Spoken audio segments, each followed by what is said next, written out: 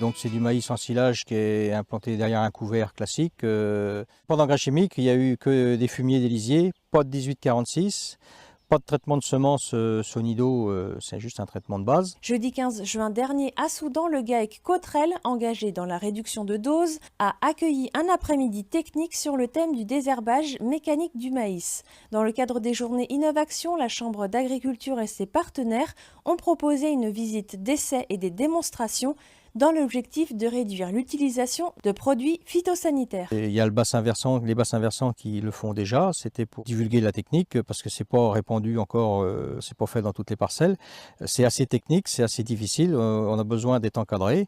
Là, on profite de la chambre et du syndicat de BV pour sécuriser avec l'intervention de AgroBio 35 notamment qui nous donne les jours d'intervention pour mettre la houe rotative dans la parcelle. C'est assez technique, faut être à un jour près, on peut se louper. Le groupe d'agriculteurs d'Ille-et-Vilaine AgroBio 35 pratique depuis 2005 le passage de houe rotative qui sert de désherbage mécanique en grattant le sol en surface à l'aide de roues dentelées disposées en décalé sur 2 rangs.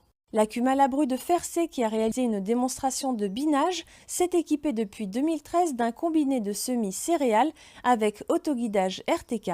Sous l'impulsion de ses adhérents et pour concilier élevage et technique de conservation du sol, elle a fait évoluer sa réflexion jusqu'au montage d'un GI2E. Profitant de récentes plantations en bas de parcelles, un pôle agroforesterie a été proposé au public pour échanger sur la gestion de la végétation des cours d'eau ou encore sur les plantations. L'idée, c'est le désherbage du maïs, mais sur tous les thèmes, quoi. Que ce soit du mécanique, enfin il y a quand même un gros point mécanique, tout ce qui est binage, passage de houe rotative.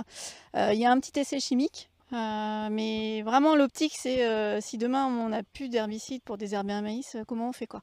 Acquérir de la connaissance là-dessus. Il y en a déjà pas mal, il y a pas mal de gens qui le font sur le secteur, mais surtout dire aux gens les étapes à franchir pour ne pas faire d'erreur et pas de se prendre de gamelle, quoi. Les agriculteurs tout seuls, je ne pense pas aujourd'hui, sont capables de gérer les interventions mécaniques.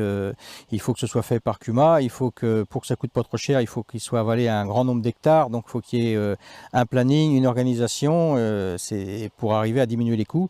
C'est possible, mais il faut du soutien technique. Il nous faut du soutien.